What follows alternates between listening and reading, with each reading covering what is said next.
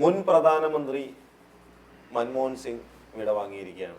നരേന്ദ്രമോദിക്ക് മുൻപ് 2004 മുതൽ 2014 വരെ ഇന്ത്യയെ ഭരിച്ച പ്രധാനമന്ത്രിയായിരുന്നു മൻമോഹൻ സിംഗ്. നമ്മുടെ ഇന്ദിരാഗാന്ധി, ജവഹർലാൽ നെഹ്റു ഇവർക്ക് ശേഷം തുടർച്ചയായിട്ട് കുറെ കാലം ഭരിച്ച ഒരു പ്രധാനമന്ത്രി കൂടിയാണ് മൻമോഹൻ സിംഗ്. നരേന്ദ്രമോദി അതിന്റെ റെക്കോർഡിൽ നിന്നും കുറച്ചുകൂടി മുമ്പോട്ട് പോയെങ്കിലും ഒരു 10 വർഷം കാലയളവ് ഒരു പ്രധാനമന്ത്രി എന്ന് നമ്മുടെയൊക്കെ ഒരു കേട്ടറിവിലേ ഉള്ളൂ. നമ്മൾ കണ്ടറിഞ്ഞ ഒരു പ്രധാനമന്ത്രി ശ്രീ മൻമോഹൻ സിംഗ് ആയിരുന്നു. അതെ, സ്വതന്ത്ര ഇന്ത്യയിൽ 60 വർഷം, അതിൻ്റെ ഇടയ്ക്ക് 10 വർഷം തന്നെ ഒരു പ്രധാനമന്ത്രി ആയിരിക്കുക എന്ന് പറയുന്നത് ഒരു വലിയ കാര്യം തന്നെയാണ്. അതും പ്രത്യേകിച്ച് മൻമോഹൻ സിംഗിനെ പോലെ ഒരു നേതാവ്. അദ്ദേഹം ഒരിക്കലും തെരഞ്ഞെടുപ്പിൽ മത്സരിക്കാതെ ജയിക്കാതെ രാജ്യസഭ വഴി ആണ് ഇന്ത്യയുടെ പ്രധാനമന്ത്രിയായത്. അതായത് അതൊരു റെക്കോർഡ് തന്നെയാണ്.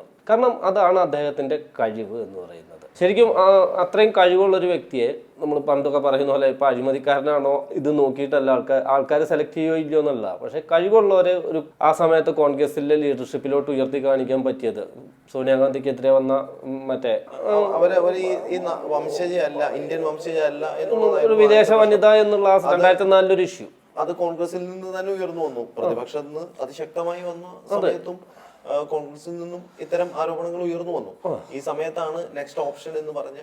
അതെ, പക്ഷെ ആ ഒരു കറക്റ്റ് ഓപ്ഷൻ ആയിരുന്നു എന്നുള്ളത് കാലം തെളിയിച്ചു. കാരണം വേറൊരു ആര് വന്നിരുന്നെങ്കിലും നമ്മുടെ രാജ്യത്തിന്റെ ഒരു അവസ്ഥ ഇതാവില്ലായിരുന്നു. അദ്ദേഹം പ്രധാനമന്ത്രി എന്ന രീതിയിൽ തന്നെയാണ് അദ്ദേഹം ഇത് ചെയ്തത്, മുഴുവൻ ജോലി ചെയ്തത്. അദ്ദേഹത്തിന് കോൺഗ്രസ് എന്ന പാർട്ടിയുടെ യാതൊരുവിധ ഉത്തരവാദിത്വം ഇല്ലായിരുന്നു. പ്രധാനമന്ത്രി എന്ന നിലയ്ക്ക് രാജ്യത്തിന് വേണ്ടി മാത്രം അദ്ദേഹം ഫോക്കസ് ചെയ്തു. പക്ഷേ അദ്ദേഹം ഇപ്പോൾ പറയുന്ന മാതിരി നമ്മൾ പ്രസംഗിക്കുന്ന കേട്ടില്ല, മൗനമായിരുന്നു എന്നൊക്കെ അന്നും ഇന്നുമൊക്കെ അദ്ദേഹം കൂടുതൽ പറഞ്ഞിരുന്നു. പക്ഷെ അദ്ദേഹത്തിന്റെ ഫോക്കസ് ആ രാജ്യത്തിന്റെ വികസനം മാത്രമായിരുന്നു. അന്നത്തെ 2004 മുതൽ 2014 വരെ ഉള്ളത് മാത്രമല്ല, 1991 ഫിനാൻസ് മിനിസ്റ്റർ എന്ന് പറയുന്നത് ഇന്ന് കാണുന്ന ഈ പിണറായി വിജയനായാലും നരേന്ദ്രമോദി ആയാലും അവരൊക്കെ പറയുന്ന വലിയ വികസനങ്ങളുടെ അടിത്തറയിട്ടത് ഒരിക്കലും മുന്നിൽ കാണാത്ത വരട്ട് തത്വവാദികൾ മുഴുവൻ എതിർത്ത 1991 സാമ്പത്തിക പരിഷ്കാരങ്ങൾ മുഴുവൻ ഇവിടെ ഇടതുപക്ഷം അടക്കമുള്ള ഒരു അമേരിക്കൻ ചാരൻ വരെ വിളിച്ചിട്ടുണ്ട് മൻമോഹൻ സിംഗിനെ. ആ ഒരവസ്ഥയിൽ നിന്ന് അത്രയും ഫോക്കസ് ചെയ്ത് അദ്ദേഹം പ്രധാനമന്ത്രി ആയി കഴിഞ്ഞപ്പോൾ കൂടുതലായിട്ട് ഈ രാജ്യത്തിന് വേണ്ടി ഒരുപാട് കാര്യങ്ങൾ അദ്ദേഹത്തിന് ചെയ്യാൻ സാധിച്ചു. ഇപ്പോൾ ധനരാജ് പറഞ്ഞ കാര്യങ്ങളിലെല്ലാം കുറച്ച് ശരിയുണ്ട്, പക്ഷെ അതിൻ്റെ അകത്ത് ചില വിയോജിപ്പുകൾ എനിക്ക് പറയാനുണ്ട്. 1972 മുതൽ 75 വരെ എന്തോ ആണ് അദ്ദേഹം അന്നത്തെ കേന്ദ്രമന്ത്രി സഭയിൽ മിശ്രയുടെ സാമ്പത്തിക ഉപദേഷ്ടാവായിരുന്നു. അദ്ദേഹം നന്നായിട്ട് തന്നെ പണിയെടുത്തു. അദ്ദേഹത്തിന് ജോലി സാമ്പത്തിക ഉപദേഷ്ടാവ് എന്നുള്ള രീതിയിൽ മാത്രമായിരുന്നു. 2 അദ്ദേഹം റിസർവ് ബാങ്കിന്റെ ഗവർണറായി 85 വരെ. ആ സമയത്ത് നോക്കും അദ്ദേഹം നന്നായിട്ട് തന്നെ പണിയെടുത്തു. അദ്ദേഹത്തിന്റെ ജോലി കൃത്യമായിട്ട് അദ്ദേഹം ചെയ്തു. പിന്നീട് 91 നമ്മുടെ നരസിംഹറാവു സർക്കാരിന്റെ ധനകാര്യം കൈകാര്യം ചെയ്ത മന്ത്രി മൻമോഹൻ സിംഗ് ആയിരുന്നു. ഇപ്പൊ ധനരാജ് പറഞ്ഞ പോലെ തന്നെ ഈ വരട്ട തത്വാദങ്ങൾക്കിടയിലൂടെ മറ്റേ ഒറ്റയ്ക്ക് വഴിവെട്ടി വന്നവനാടാ ഞാൻ എന്നുള്ളത് പറയാതെ പറഞ്ഞുകൊണ്ട് അദ്ദേഹം ഇന്ത്യയുടെ ഒരു സാമ്പത്തിക രീതിയെ മൊത്തം മാറ്റി മറിച്ചു. ആ സമയത്ത് പിന്തുണ നരസിംഹറാവുവിന്റെ ഉണ്ടായിരുന്നു. പിന്നീട് 2004 വന്നാൽ നോക്കൂ, ഇന്ദിരാഗാന്ധിക്ക് ശേഷം ആര് എന്നുള്ളൊരു ചോദ്യം വന്നപ്പോൾ ഒരുപാട് പേരുകൾ വന്നു. നമ്മുടെ കേരളത്തിലുള്ള പ്രമുഖരായിട്ടുള്ള നേതാക്കന്മാരുടെ പേര് വരെ വന്നു. ഇവിടെ നിന്ന് അവര് റോസ് പൗഡർ ഇട്ട് ഇവിടുന്ന് പോവാൻ തയ്യാറായിട്ട് നിന്നു. പക്ഷെ ആ സമയത്ത് കോൺഗ്രസ് തെരഞ്ഞെടുത്തത് എന്ന് പറഞ്ഞാൽ നെഹ്റു കുടുംബം എന്ന് പണ്ട് പറയുന്ന, ഗാന്ധി കുടുംബം എന്ന് പിന്നീട് പറഞ്ഞ, ഇപ്പോൾ സോണിയ കുടുംബം എന്ന് നമ്മൾ പറയുന്ന ആ കുടുംബം തന്നെ തെരഞ്ഞെടുക്കുകയാണ് മൻമോഹൻ സിംഗിനെ. ഈ മൻമോഹൻ സിംഗ് ആണ് 10 വർഷം ഭരിക്കുന്നത്. 10 വർഷത്തില് ആദ്യത്തെ 2009 മുതൽ രണ്ടാം മൻമോഹൻ സിംഗ് സർക്കാർ അഴിമതിയുടെ ഒരു കൂത്തരങ്ങായിരുന്നു. എന്ന് വെച്ചാൽ ഈ പറയുന്ന സഖ്യകക്ഷികൾ, അതുപോലെ തന്റെ കൂടെയുള്ള നേതാക്കൾ, ഇതെല്ലാം 2G സ്കാം, അഴിമതികൾ. ഞാൻ സമയം തരാം.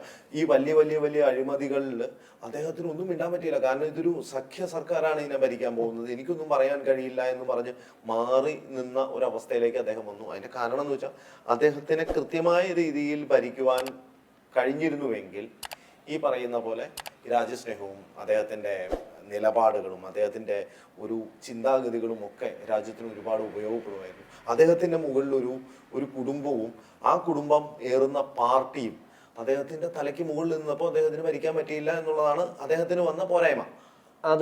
അതിനകത്ത് കുടുംബവും പാർട്ടിയും മാത്രമായിരുന്നില്ല.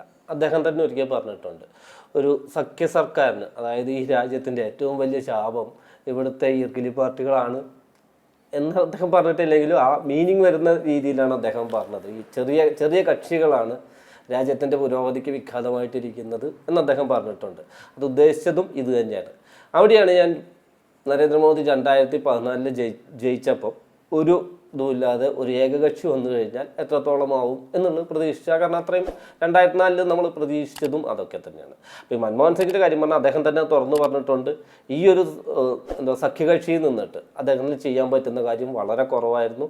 സഖ്യകക്ഷിക്ക് പക്ഷെ അവിടെ അത് താഴെ പോയിരുന്നെങ്കിൽ ഈ 5 വർഷം ഭരിക്കാൻ പറ്റില്ല എന്നുള്ളത് മാത്രമേ ഉണ്ടായിരുന്നുള്ളൂ. ഏതെങ്കിലും സഖ്യകക്ഷി കാലു വാരിയിരുന്നെങ്കിൽ. എന്തായാലും 5 വർഷം തികച്ചു, അതിനപ്പുറത്തേക്ക് പിന്നെ കോൺഗ്രസിന് മുന്നോട്ട് പോകാൻ പറ്റിയില്ല. ഇപ്പൊ DMK-യുടെ അഴിമതി ഒരു സ്ഥലത്ത് നിൽക്കുമ്പോഴും സഖ്യകക്ഷികളാണ് പ്രശ്നമെന്ന് ധനരാജ് പറയുമ്പോഴും എനിക്ക് അതിലും ഒരു മറു നിലപാടുണ്ട്. കാരണം ചിദംബരം എന്ന് പറയുന്നത് കോൺഗ്രസ്സുകാരനാണോ സാർ?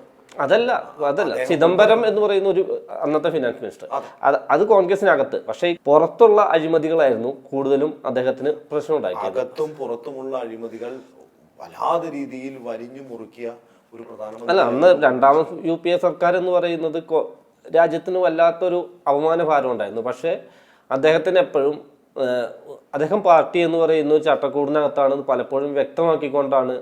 അല്ലായിരുന്നെങ്കിൽ അദ്ദേഹം ഒരിക്കലും ഇതിനകത്തിരിക്കില്ലായിരുന്നു. പ്രത്യേകിച്ച് രാഹുൽ ഗാന്ധി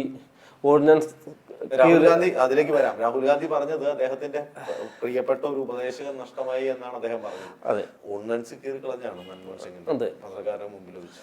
അതെ, ഞാനിപ്പോഴും ഓർക്കണം. അജയ് മാക്കനാണെന്ന് തോന്നുന്നു ആ പത്രസമ്മേളനം വിളിച്ചത്. അതിലേക്ക് രാഹുൽ ഗാന്ധി കയറി വരുന്നു. കാരണം അവിടെയാണ് നമ്മളെപ്പോഴും ഈ മൻമോഹൻ സിംഗ് എപ്പോഴും കയ്യടിക്ക് വേണ്ടിയല്ല ഓരോ കാര്യങ്ങൾ ചെയ്യുന്നത്, ദീർഘകാലത്തേക്ക് വേണ്ടിയാണ് അദ്ദേഹം തന്നെ പറഞ്ഞതാണ്. ഞാനിപ്പോൾ ചെയ്യുന്നതിന് നിങ്ങളിപ്പോൾ സമ്മതിക്കില്ലെങ്കിലും നാളെ നിങ്ങൾക്കത് മനസ്സിലാവും ഞാൻ എന്താണെന്ന് ചെയ്തതെന്ന്. അതേപോലെ തന്നെയായിരുന്നു ആ ഓർഡിനൻസും. രാഹുൽ ഗാന്ധിക്ക് കുറച്ചു കാലം വേണ്ടി വന്നു ആ ഓർഡിനൻസിന്റെ എന്തായിരുന്നു ആ ഓർഡിനൻസ് എന്നും എന്തായിരുന്നു അതിന്റെ വില എന്നും മനസ്സിലായത് കുറച്ചു കാലം കഴിഞ്ഞ് അദ്ദേഹത്തെ 2 വർഷം ശിക്ഷിച്ച് ആ MP സ്ഥാനം പോയപ്പോഴാണ്.